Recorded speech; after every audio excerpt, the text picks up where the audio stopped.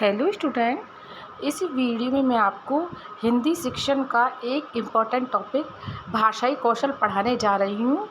ये दोनों ही class BEd first year और सेकंड ईयर दोनों में समान रूप से महत्वपूर्ण है।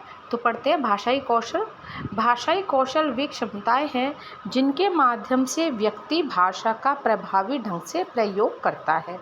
शिक्षा के क्षेत्र में विशेषकर बीएड में भाषा शिक्षण का उद्देश्य विद्यार्थियों में इन कौशलों का विकास करना है।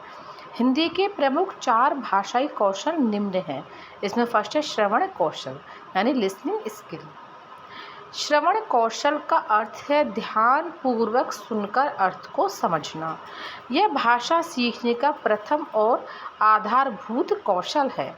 अच्छे श्रवण से ही सही उच्चारण, शब्द भंडार तथा भाषा की समझ विकसित होती है।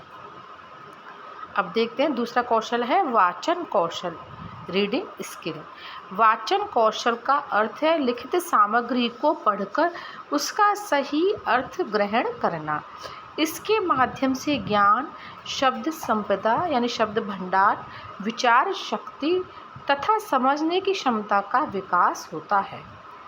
वाचन मौखिक तथा मौन दोनों प्रकार का हो सकता है।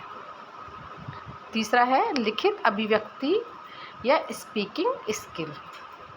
यह अपने विचारों, भावों और अनुभवों को स्पष्ट, शुद्ध तथा प्रभावशाली ढंग से बोलकर व्यक्त करने की क्षमता है।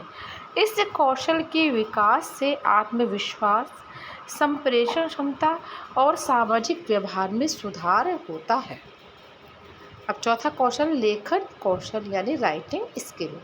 लेखन कौशल का अर्थ है विचारों और भावों को लिखित रूप में क्रमबद्ध, स्पष्ट और शुद्ध भाषा में प्रस्तुत करना या अभिव्यक्त करना।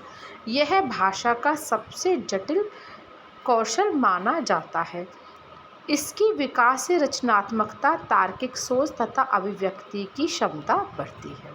आगे हम निष्कर्ष रूप में देख सकते हैं कि हिंदी के चारों भाषाई कौशल श्रवण, वाचन, वक्तव्य यानी मौखिक अभिव्यक्ति और लेखन एक दूसरे से जुड़े हुए हैं।